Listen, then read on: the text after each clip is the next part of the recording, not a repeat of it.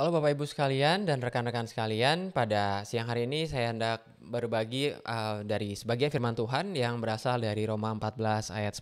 Sebelumnya saya berharap Bapak Ibu dan rekan-rekan dalam keadaan baik dan sehat sehingga dapat merenungkan firman ini dengan baik ya. Roma 14 ayat 10 berkata demikian, tetapi engkau, mengapakah engkau menghakimi saudaramu atau mengapakah engkau menghina saudaramu, sebab kita semua harus menghadap tahta pengadilan Allah.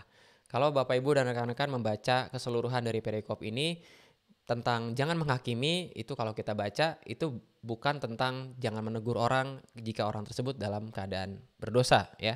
Tapi jangan menghakimi orang lain karena hal-hal yang remeh seperti apa yang dia makan, makanan favoritnya misalnya ya, atau dia di ayat tersebut berkata bahwa beberapa orang punya peringatan hari tertentu ya. Jadi kita jangan menghakimi untuk hal-hal yang demikian ya.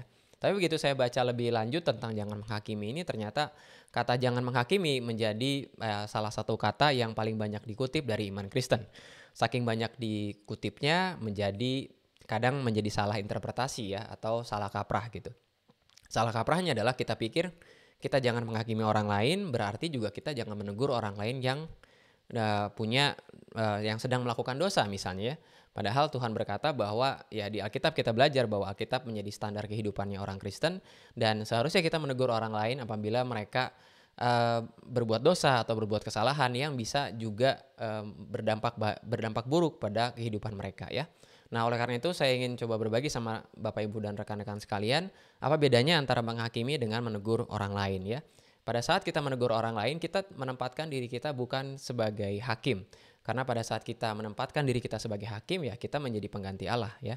Padahal seharusnya dari yang saya baca, dan saya setuju sekali dengan perkataan dari artikel ini, dia bilang bahwa pada saat kita menegur orang lain, tempatkanlah diri kita sebagai saksi akan kebenaran firman Tuhan. Jadi kita ini sebagai saksi kebenaran firman Tuhan, kemudian berkata kepada orang lain bahwa apa yang dia lakukan bisa berdampak buruk karena kita tahu bahwa dosa itu, upah dosa adalah maut ya. Sehingga kita bisa menegur orang tersebut dengan penuh kasih ya. Jadi kita menempatkan diri kita sebagai saksi bukan sebagai hakim ya. Nah, oleh karena itu kita juga paham bahwa siapalah kita yang menghakimi orang lain ya, karena hanya Allah saja seperti yang disebutkan di Roma 14 ayat 10 ini yang bisa menghakimi orang lain. Jadi yang terpenting adalah kita punya dasar kasih. Itu yang menjadi pembeda ya. Jangan hakimi orang lain supaya kita terlihat lebih baik dibandingkan orang tersebut, tapi betul-betul karena dasar kasih, karena kita mengasihi dia, orang tersebut ya, dan kita tidak mau dia ya dosa tersebut atau kesalahan tersebut justru berdampak buruk pada dirinya ya. Oleh karena itu saya coba berikan 3 sampai 4 hal tentang bagaimana kita bisa menjadi saksi firman Tuhan yang baik ya, sehingga kita tidak terjebak menjadi seorang hakim. Yang pertama, jangan buru-buru menghakimi orang lain tanpa tahu latar belakang ceritanya atau konteks dari yang mau kita tegur sama orang tersebut ya. Apakah itu tentang cara bicara, apakah itu tentang cara berpakaian dan sebagainya. Jangan buru-buru untuk menegur orang lain karena kita nggak tahu latar belakang ceritanya.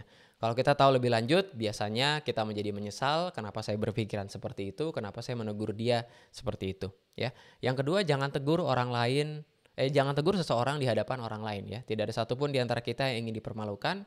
Kalau kita mau menegur orang lain, hendaklah tegur dia secara pribadi, bukan di hadapan orang lain. Kalau memuji boleh ya. Itu yang diajarkan sama saya secara pribadi. Kalau puji orang, pujilah orang itu di depan orang yang lain. Tapi pada saat kita menegur dia, jangan tegur dia di hadapan orang lain ya. Walaupun dia nyadar akan kesalahannya, tapi tentu saja tidak ada orang yang ingin dipermalukan ya. Yang ketiga, saya akan ulangi lagi, harus dengan dasar kasih, bukan karena atas dasar kita ingin terlihat lebih baik, kita ingin terlihat lebih suci, ingin terlihat lebih taat akan firman Tuhan. Tapi atas dasar kasih. Pada saat kita mengasihi orang lain, tentu saja kita nggak mau dia jatuh dalam dosa, sehingga akan merugikan dirinya sendiri.